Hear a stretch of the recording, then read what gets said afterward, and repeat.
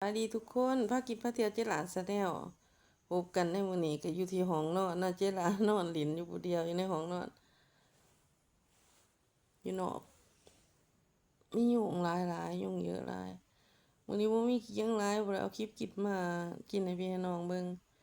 เลิกจากเวียกงานก็เลยเมื่อยนอนพักผ่อนอาบน้ำนอนพักผ่อนอยู่เรือนมาถ่ายคลิปลงกับพี่กับน้องกับเพื่อนๆเนาะมาแต่ออกกำลังกายเมื่อยหลายก็เวะตลาดนักซื้อแนวกินแนวอยากมาเฮ็ดกินสู่ครอบสู่ครัว เอามานอนลินมาเนี่ยเอาน้ำนอนลินถ่ายคลิปลงกับพี่กับน้องว่าจะเป็นอีสังเนาะเวลาเขาเจอคนที่ว่าสนิทกันแน่หั่นนะก็บ่ว่าสนิทดอกว่าคนเคยหักเคยแพงกันนี่แหละเห็นเจหลาไปยาวกำลังกายหั้นนะก็เพิ่นก็เห็นอยู่แต่ละมื้อเช้าแลงเจหลาจะไปออกมื้อหนึ่งหา2 ชั่วโมงย่างประมาณ1 กิโลเมตร2 กิโลเมตรไปกลับฮอดบ้านฮอดเรือนฮอดสถานที่สาธารณะออกกำลังกายแล้วก็แวะตลาดซื้อแนวกินแนวอยากมาย่างเอาแนวกำลังกายไปถีบก็ออกกำลังกายสาธารณะก็มาแล้วก็มักทักมักท้วงโอ้ยเหลือแต่ย่าง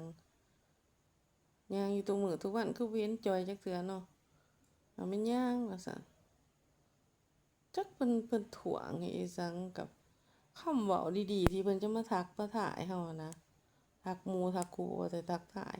บ่แม่นเฮาสิบ่สนิทกันสนิทก็ถือว่าบ่สนิทดอกเคยรู้จักกันนะว่าซั่นซะเพื่อนสนิทของเจหลาเองเป็นเสี่ยวก็ยังบ่เคยทักกันแบบนี้มาเอาหุ่นข่อยนี่นะข่อยคือเป็นสิอยากจอยว่าซั่นข่อยเฮ็ดคืออยากตุ๋ยบ่มีเวลาไปออกกำลังกายหยังต่างๆนานาเว้าจักไผสิอยากได้หุ่นคือเพิ่นหุ่นพญาตเฮาก็ยังบ่เคยเว้าให้หมู่ว่าเป็นพญาตหุ่นจอยขี้ร้ายตายเพเขายังบ่เว้าเลยแต่เพิ่นเห็นเฮาเพิ่นมาทักมาถามเหลือแต่ย่างทุกวันคือว่าบ่เห็นจอยจักเทื่อเฮาย่างหั้นนะทุกคนมันสิย่างให้จอยเนาะย่างให้ร่างกายแข็งแรงย่างให้ได้สังคมย่างให้ได้ทักษะร่างกายขยับเขยื้อนย่างให้มีสังคมก็จั่งซี้บางอาทิตย์ไปต่ออีกบางสิบคนไปต่อแม่นออกไปบางยาเลยแล้วจะมาเจอก็แล้วมาสอนผู้ฟังสิงนี่โอ้ยเด็กเรื่องว่าย่างก็1 ชั่วโมง2 ชั่วโมงย่างไปกลับจากเขื่อนหาสนามกีฬาอันแหละ สิงออกเล็กออกน้อยมื้อละเล็กคือน้อยพอได้ห่างกายอิหยังเขาเอิ้นห่างกายได้นิ่งติงเนาะคือเขาเว้าอยู่ในFacebook อยู่ในอีสังนี่แหละ Instagram อยู่ใน Story อิหยังต่างๆเขาก็ว่าย่างการย่างในสังคมย่างในเพื่อนฝูงย่างเฮ็ดให้ร่างกายได้รับการขยับเขยื้อนได้ร่างกายหนึ่งมาการย่างมันก็เฮ็ดให้การชะลอความแก่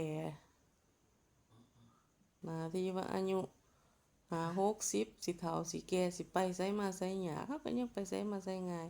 การย่างมันก็ได้หลายแบบว่าซะการออกกำลังกายมันเฮ็ดให้เฮานอกจากให้เฮาแข็งแรงแล้วมันก็ยังเฮ็ดให้เขาเอิ้นว่าอ่อนกว่าวัยและจั่งว่าไปย่างคือมื้อนี้ก็ไปย่างก็ไปเจอเอื้อย2 คนหลายคนเจอรุ่นอ้ายรุ่นเอื้อยเขาก็ปรับหลายนะสถานที่ออกกำลังกายอยู่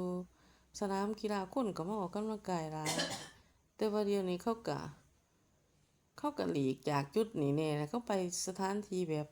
มันมีรับลมชมวิวหลายนะอยู่แคมป์ของไปวัง2-3มื้อก่อนน่ะจนแน่นทีบคนจักมาแต่ทางหลา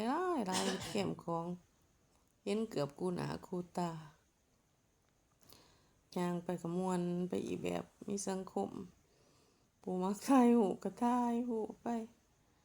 ผู้บ่มักก็ย่างบางคนก็จูงหมาบางคนก็เอาพ่อเอาแม่มานั่งรถเข็นมายุย่าง เปิดหูเปิดตาโอ้ว่าเรียนพัฒนาบ้านเมืองพัฒนาหลายสถานที่สาธารณะออกกำลังกายก็มีหลายจุดเฮ็ดให้เฮาเลือกเนี่ยย่างแต่ละวันออกกำลังกายแต่ละวันบ่แม่นว่าสิเฮ็ดให้ร่างกายของเฮาจอยพร้อมหอมแหงลงแล้วเฮ็ดให้ร่างกายของเฮา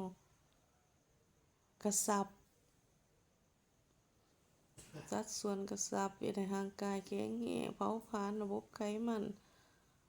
เผาผลาญระบบทางเดินหายใจเฮ็ดให้ร่างกายเฮาสดชื่นมีหลายอย่างที่ได้รับผลคนที่เคยเป็นอัมพาตอัมพฤกษ์ค่ะคือพ่อใหญ่นี่อยู่ในบ้านแล้วย่างทุกวันทุกวันเรียนแล้วก็แข็งแรงตัวเองยังยกโป้ให้เราได้เลยทางขึ้นหลายหอบแล้วย่างแต่อีตนแก่ขาโอ้กว่าจะแม่นละใจได้แข็งแรงขนาดเลย